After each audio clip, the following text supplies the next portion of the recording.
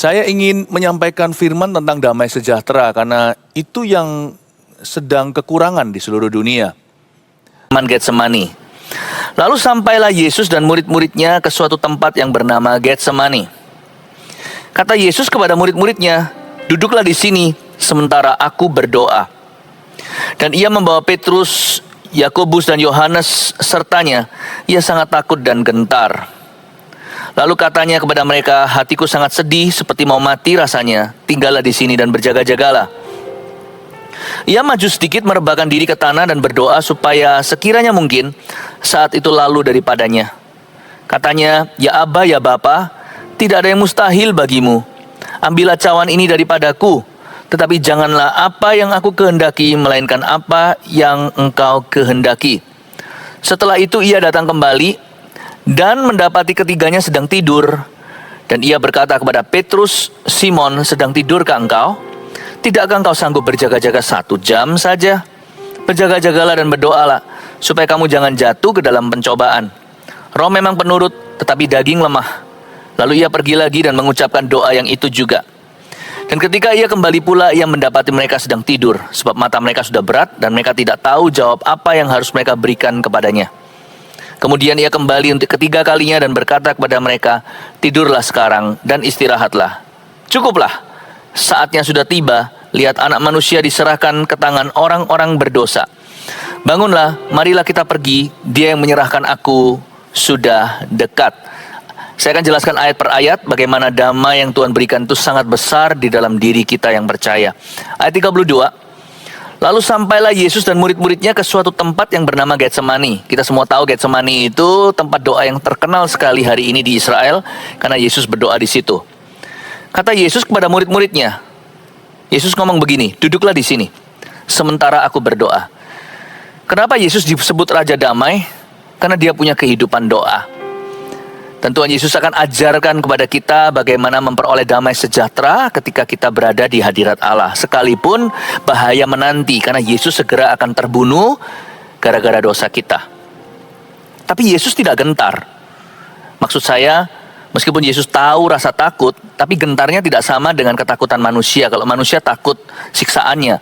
Kalau Yesus lebih digentarkan karena dia segera akan berpisah dengan Bapa sejak penciptaan dari kekal pada kekekalan Alfa dan Omega.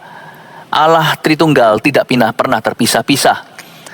Tapi tak lama lagi Yesus harus berseru, "Eloi, Eloi, lama sabachthani." "Allahku, Allahku, mengapa engkau meninggalkan aku?" Gara-gara you and me, gara-gara kita. Namun demikian kok bisa ya? Yesus tetap damai berdoa. Biasanya kita kalau dirudung masalah, kita udah nggak bisa sembayang, udah nggak mampu berseru. Tapi Yesus tetap di Getsemani mencucurkan air mata darah. Yesus bisa berdoa. Saya tekankan satu poin sederhana, tiada damai sejahtera tanpa doa. Damai itu tidak dari bumi dan tidak dari diri kita sendiri. Damai itu datangnya dari persekutuan yang hidup dengan Tuhan kita yang tidak terlihat. Damai itu keluar dari pengenalan akan Allah. Damai itu alhasil daripada hadirnya Roh Kudus ketika kita berdoa. Yesus berkata, "Duduk di sini sementara aku berdoa." Yesus berdoa sendiri. Damai itu nggak rame-rame. Oh, banyak orang pasti damai. Nggak tentu. Damai itu bisa kita alami sekalipun kita merasa sendirian. Meskipun kita terkadang merasa tidak ada orang yang bisa mengerti masalah atau pergumulan yang kita hadapi. Damai itu tidak tergantung jumlah manusia yang ada di sekeliling Anda atau ada di hidupmu hari ini, atau tidak sama sekali tergantung wujud-wujud dukungan orang-orang di kanan kirimu. Damai itu tidak bersandar pada manusia, apalagi pada jumlah.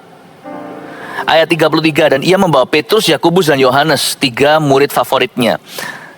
Ia membawa Petrus, Yakobus dan Yohanes sertanya. Ia sangat takut dan gentar. Ini yang saya maksudkan tadi. Yang Tuhan gentarkan adalah Eloi, Eloi, lama sabachthani. Jadi ternyata yang namanya damai sejahtera itu hilang kalau orang itu tidak dekat sama Tuhan. Nah, Yesus tidak punya pilihan karena Yesus memilih untuk naik ke salib. Yaitu konsekuensinya. Kalau dia mau mengambil dosa kita di atas tubuhnya, alhasil dosa itu memisahkan kita dari Allah. Apa yang memisahkan manusia dari penciptanya? Ya dosa. Karena Yesus datang sebagai penebus, dia harus tanggung itu.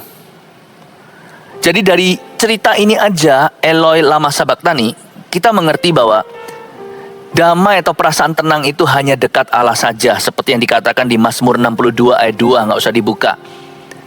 Hanya dekat Allah saja aku tenang, daripadanya lah keselamatanku, hanya Dia gunung batuku, kota bentengku. Aku tidak akan takut, aku tidak akan gentar. Yesus takut dan gentar, karena sebentar lagi Yesus harus berpisah dengan Bapa, sementara beberapa jam pada waktu murka Allah ditimpakan atas tubuhnya. Dari sini kita bisa ambil konklusi bahwa tiada damai kalau orang itu jauh dari Tuhan. Sedangkan Yesus sendiri ketika ditinggal oleh Bapa karena murka Allah ada atasnya gara-gara kita, itu aja bukan karena Yesus itu berdosa, karena Tuhan Yesus tidak berdosa, tipu daya tidak ada di mulutnya. Apalagi kalau kita itu dipisahkan dari Allah gara-gara dosa kita yang sengaja. Tiada damai sekalipun kita kaya, kita bisa punya semua koneksi di seluruh dunia, memiliki segala sesuatu, sukses dalam segala perkara, tapi kalau kita tidak dekat dengan Allah, alias terpisahkan karena dosa dan pemberontakan kita, maka tiada ketenangan di dalam jiwa kita. Yesus takut dan gentar. Jadi dari sini kita pahami bahwa damai itu bukan positive thinking ya. Nggak ada hubungan. Damai dengan perasaan atau pikiran positif itu nggak ada hubungannya. Dan damai itu juga bukanlah absennya rasa takut. Damai itu adalah hadirat Bapa. Saya ulangi, damai itu bukanlah absennya rasa takut dan gentar. Siapa sih nggak pernah takut? Kita sih bukan ketakutan terpisahkan dari Bapa gara-gara pengorbanan Yesus. Tiada yang bisa memisahkan kita dari kasih Kristus.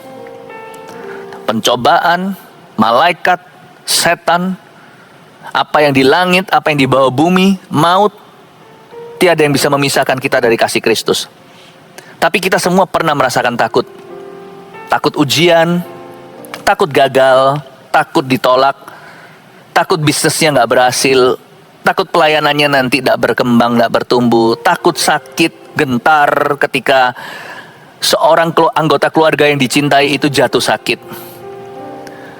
Semua pikiran-pikiran negatif mulai menyerang dan menyerbu sanubari kita. Siapa sih nggak pernah takut dan gentar? Tapi ini kabar baiknya, damai nggak ada hubungannya dengan pikiran positif. Damai juga tidak ada hubungannya dengan keadaan kita. Kita bisa berada dalam masalah tapi bisa memiliki damai sejahtera. Itulah uniknya orang Kristen anak Tuhan. Kita bisa mengalami damai yang luar biasa sekalipun masalah kita sama luar biasanya. Damai bukan absennya masalah, absennya persoalan, absennya tekanan, absennya penganiayaan, absennya kegagalan. Damai bukanlah absennya rasa takut. Damai adalah hadirnya Bapa di dalam kehidupan kita. Hadirnya Yesus di dalam diri kita. Ayat 35, ia maju sedikit merebahkan diri ke tanah dan berdoa supaya sekiranya mungkin saat itu lalu daripadanya. Saya tidak fokus kepada permintaan Yesus agar saat itu berlalu daripadanya, karena sangat manusiawi, karena waktu itu Tuhan Yesus juga adalah 100% anak manusia. Anak Allah, 100% Allah, juga adalah 100% manusia. Jadi Yesus juga merasakan perasaan-perasaan kita, takut, cemas, sedih, semua perasaan-perasaan yang kelabu itu. Tapi kuncinya di sini, ia maju sedikit merebahkan diri ke tanah. Kata maju sedikit itu selemparan batu. Dia maju segitu. Ketika hatimu gundah gulana dan gelisah, udah tinggalkan sebentar orang-orang di sekeliling Anda, masuklah dalam ruang doa. Ruang doa itu bisa aja kamarnya, kamar tidurnya, bahkan kamar mandi kalau nggak ada tempat lagi. Di situ maju sedikit dan merebahkan diri, belajar surrender, belajar berserah kepada Tuhan yang menguasai jiwamu. Pelajari Yesus, teladani Dia. Bagaimana dia selemparan batu meninggalkan murid-muridnya, bahkan murid-muridnya yang menjadi rasa amannya pun ditinggalkan. Dan Yesus merebahkan diri ke tanah dan berdoa supaya kehendak Bapaknya yang jadi. Yesus bukan mau membangkang, kalau bisa lewat lalukan, itu adalah perasaan sejujurnya. Tapi intinya dari doa Yesus adalah, bukan kehendakku, tapi kehendak-Mu Bapa yang terjadi. Case-nya Yesus, rencana indah itu adalah penyelamatan seluruh dunia. Dalam case-nya Anda dan saya, rencana indah itu adalah pemakaian dan penyertaan Allah. Damai yang diberikan Tuhan sangat besar. Terimalah damai sejahtera. Mari kita semua berdoa dan pejamkan mata kita dan menerima damai ini dengan iman. Tuhan Yesus, urapi seluruh jemaat-Mu. Hamba berdoa semua orang yang mendengarkan ini yang kehilangan damai, diberi damai. Jangan berikan sekedar damai, tapi biar mereka memperoleh damai yang Kau berikan yang sangat besar itu. Dan hamba minta ya Tuhan, orang-orang yang mulai tercuri damainya, apa yang hilang akan dikembalikan. Sebab di dalam rencana Tuhan yang indah, shalom peace itu, what is missing will be found. Semua yang putus dan patah akan disambungkan. Bapa, di dalam nama Yesus Kristus, damai yang mulai kurang di hati orang, Tuhan Yesus tambahkan. Hamba berdoa ketika hati itu damai, pikiran terang, mata hatinya juga bisa melihat potensi, bisa melihat janji Tuhan, dan bahkan akan mengalami dan melihat sendiri kuasa Tuhan bekerja dalam hidup mereka. Bless your people with peace, everlasting peace, in Jesus' name, dalam nama Yesus.